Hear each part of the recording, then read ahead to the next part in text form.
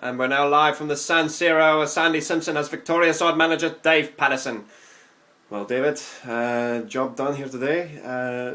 Looked like it was a tough match at times, but in the end your tactics seemed to be far superior and you came away with a win. Didn't really struggle too much. How do you feel the game went for you? Was it a challenge, or do you feel like it was a bit easier than you expected?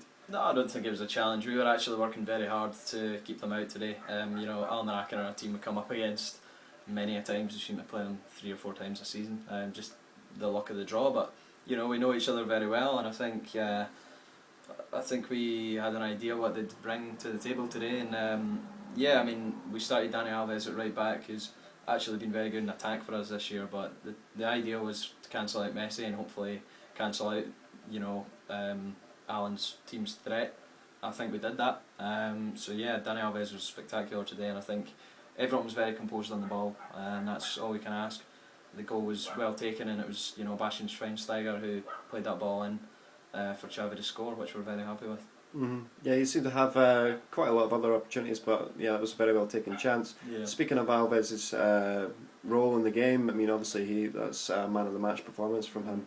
And do you think Alemannia could survive if Messi was marked like that every week? Do you think that's the key to how they play, or?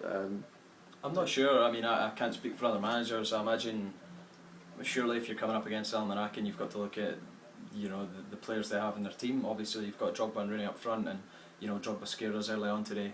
Buffon made a good save. Lucio was pressuring them as usual, so that was probably a good thing. But I think Messi's always someone you have to look for. Certainly, speaking from my point of view, we possibly put a bit more emphasis on him today than we have in other games, and I think it's came off. He's their creative epicentre, and he's not been able to play here. So,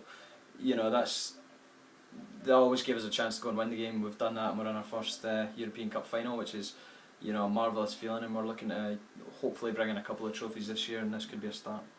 As you said, this is your first European final. How do you fancy your chances for being one of the few teams from the Master League to have actually coveted the trophy? What's the question, sorry? How do you fancy your chances in this competition, considering that you've still got a lot of domestic work to do as well? Yeah, I mean, unfortunately we've got a long time to prepare for this. We know that German Beerschot are another Master League team who could potentially face us in the final. If not, it's going to be Barcelona, who were last year's finalists. So it's going to be very difficult regardless, but we've got a long time to prepare for that. It's not till the domestic campaign finishes. So that's a massive plus for us, in that we can now focus on domestic campaigns in the Curl and Jump Cup, again against Alemannia, and in the league the last couple of games. Well, let's just hope you've got enough gas left in the tank for the final when it comes. Thanks very much for your time. Right, thanks.